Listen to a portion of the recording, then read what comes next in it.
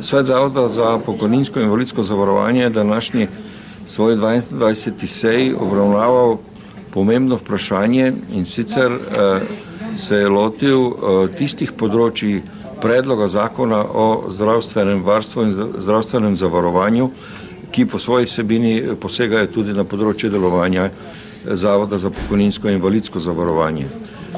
Pri tem smo ugotovili, da je kar precej ali pa veliko rešitev v tem zakonu takšnih, ki posega v področje delovanja zavoda, ki pa so urejene zelo slabo.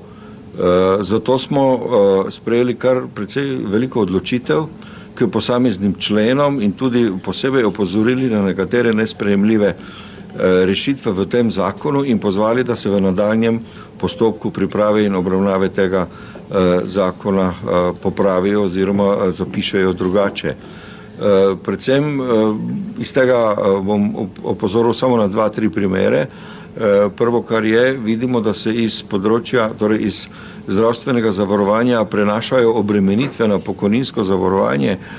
celo tam nekje v višini 100 milijonov evrov letno, kar seveda pomeni velika dodatna obremenitev zavoda, posledično seveda tudi proračuna, ki mora pokriti dodatne obremenitve finančne zavoda. S tem se seveda enotno nismo strinjali s takšnim postopkom, saj to lahko posledično pomeni v nadaljevanju pri morebitnih reformah kot posledico krčenje pravic, tako pri usklajevanju pokojnin za upokojence, kakor seveda tudi za ustrajevanje upokojevanja aktivnega prebivalstva. Ugotovili smo tudi na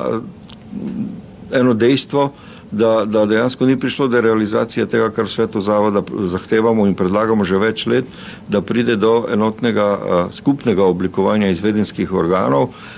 Zavoda za zdravstveno zavarovanje in Zavoda za pokojninsko in invalidsko zavarovanje, saj tukaj gre za dvojnost postopkov, katerih posledica je lahko tudi, da so lahko posamezni ljudje v obravnavah najprej na zdravstvenem sistemu, pol pa na pokojninsko obravnavani različno in da seveda tudi posledično lahko čutijo negativne posledice tega. Zato smo zahtevali ponovno, da se vzpostavi enotni izvedenski organ. Če poenostavljeno povem, če je nekdo na zdravniški, torej na Zavodu za zdravstveno zavarovanje bolan in trajno nezmožen za delo, pol seveda se ne more zgoditi, da pa na pokojninskem sistemu ugotovimo, da temu ni tako in človek ostane dejansko v nekem vmesnem praznem prostoru. Zato smo bili toliko bolj nezadovoljni z rešitvijo v zakonu, ki ni prinesla tega, kar zahtevamo že dalj časa, in posledica tega je tudi bil predlog vodstvu Zavoda za zdravstveno zavarovanje, da in seveda tudi našemu, da poskušata vzpostaviti večjo stopnjo medsebojnega sodelovanja. Glede na to, da je bilo toliko pripomb, predlogov k rešitvam in da je nenazadnje tudi predstavnica Ministrstva za zdravje, ki je prisostvovali seji, soglašala s tem, da je mogoče čas, da stopijo 2-3 korake nazaj pri tem zakonu, proučijo vse te predloge in šele na to nadaljujejo nadaljnjo obravnavo, smo tudi v uradnih stališčih sveta predlagali, da se podaljša ta javna obravnava in da se dejansko pripravi takšen zakon, ki bo v zadovoljstvo večine prebivalcev te države. Saj nenazadnje ne gre samo za finance, gre predvsem za zdravje ljudi v tej državi, ki ureja ta zakonodaja. Nadalje smo na današnji seji obravnavali poročilo poslovanja Zavoda Vzajemnost. Tu smo lahko ugotovili, da posluje ta zavod uspešno,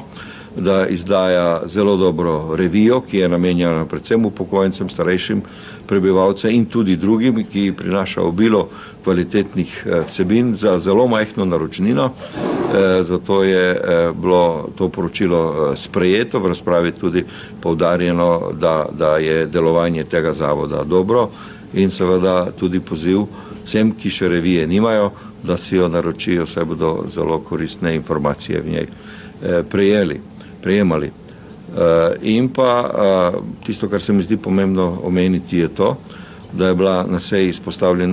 na seji izpostavljen en problem, ki ga bi naj prinesel zakon o demografskem skladu, namreč nepremičninski sklad pokojninskega invalidskega zavarovanja poskušajo prenesti v demografski sklad in sicer na ta način, da bi naj iz tega sklada se letno 5 milijonov evrov plačevalo v ta sklad. Tukaj vidimo eno veliko nevarnost. Namen ustanovitve tega sklada pred davnimi leti je bila prav v tem, da se upokojenim ljudem omogočijo kvalitetnejši bivalni pogoji, stanovanja,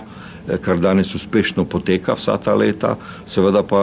sredstva ta sklad ne more namenjati v demografski sklad, ampak za obnovo in širjenje svojih stanovanjskih kapacitet. Zato bomo o tem še spremljali, kaj se bo na tem področju dogajalo in zagotovo tudi rekli, kakšno na prvi naslednji seji skupščine nepremičninskega sklada, kajti svet zavoda je tudi obenem v funkciji skupščine tega sklada.